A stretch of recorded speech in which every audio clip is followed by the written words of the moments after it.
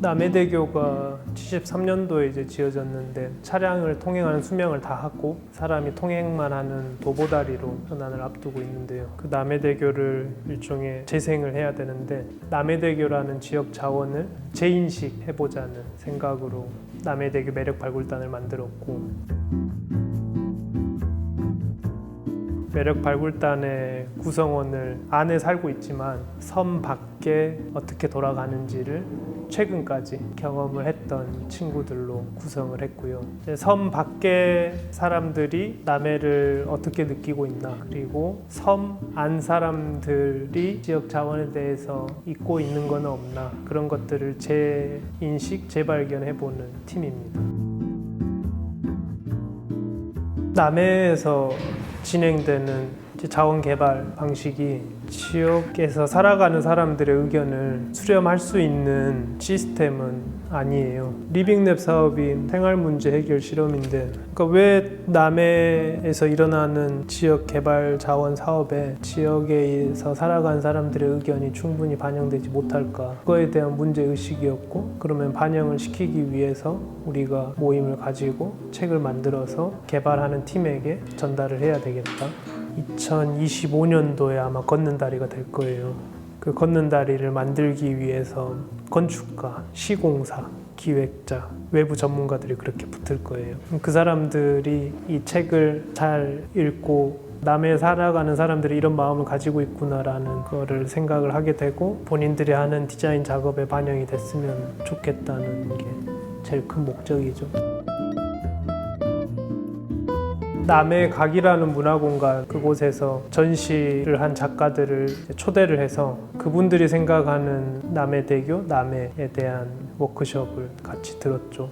듣고 우리가 생각하는 남해랑 남해대교에 대한 생각을 이제 나누고, 그런 모임이 하나 있었고, 이제 우리 자체적으로 남해대교 답사를 하는 모임 활동을 했고, 세 번째로는 한 달에 2번씩 돌창구 스튜디오에 모여서 그 매력 발굴단 팀원들끼리 대화를 나누는 활동이 있었죠. 답사는 개별적으로 가는 방식도 있었고, 스튜디오에 모이는 날을 정해서 다 같이 가는 것도 있었고, 근데 주요한 점은 저희가 사전에 기획을 했던 게 낮과 밤을 나눠서 가봤어요. 그래서 밤에 남해대교의 가능성을 재발견하는 나름의 결론이 있었고, 스튜디오에서 모였을 때 대화하는 방식은 제가 남해대교와 관련된 단행본들, 보고서, 그리고 국민 전체를 대상으로 한 설문조사 자료, 똑같은 사례는 아니지만 뉴욕의 하이라인을 개발했던 책, 그거를 이제 사전에 나눠드리고, 그거를 읽고 모여서 그 자료에 대한 이야기를 하는 거, 한 달에 2번이면은 한 8번 정도 했던 것 같아요.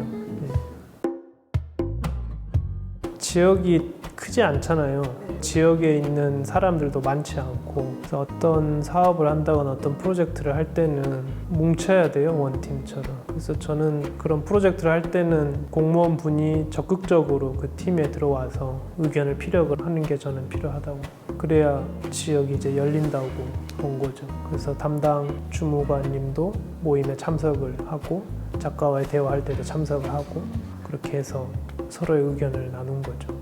제가 남해에서 자원 개발 프로젝트를 해봤을 때 느낀 점은, 많은 사람들이 공무원이 알면서도 나쁘게 한다라는 인식을 하고 있었는데, 제가 가서 해보니 몰라서 그렇게 했던 일이 많았거든요. 그런 것들을 알 수 있는 모임에 포함이 되면은 실제 주무팀이니까 반영이 되지 않을까 하는 기대도 있었고, 그리고 평소에 생각이, 지역이 변화되려면 그 지역에서 가장 보수적인 집단이 바뀌어야 된다고 생각을 했었고, 대한민국으로 따지면은 뭐 군대, 경찰, 법원이 있을 테고, 지역에 따진다면은 군청이라든가 그런 곳이 있다고 저는 생각을 했었어요. 그래서 지역에서 활동을 하는 사람들이나 창작을 하는 사람들은 누가 시키지 않아도 무대로 올라가서 이렇게 한번 변화를 해봅시다라고 주장을 하는 사람들이고, 근데 실제 공무원분들이 그런 무대로 올라가서 함께 해야 된다고 저는 봤죠.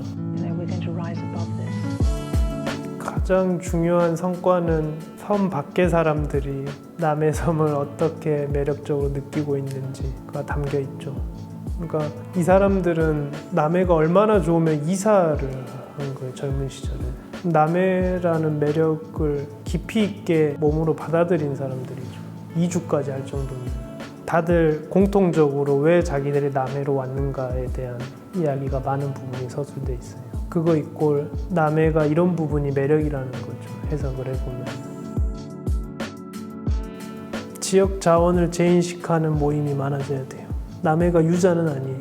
남해가 시금치도 아니고 고사리도 아니고 우리가 익숙해서 잊고 있었던 지역 자원들이 있고 우리가 대단하다고 생각하는 것들이 실제로는 대단하지 않을 수도 있고 외부에서 보기에 우리가 남해라고 생각했던 것들을 다시 한번 고민해보고 공부하는 모임이나 팀들이 더 많아져야 된다고 봐요.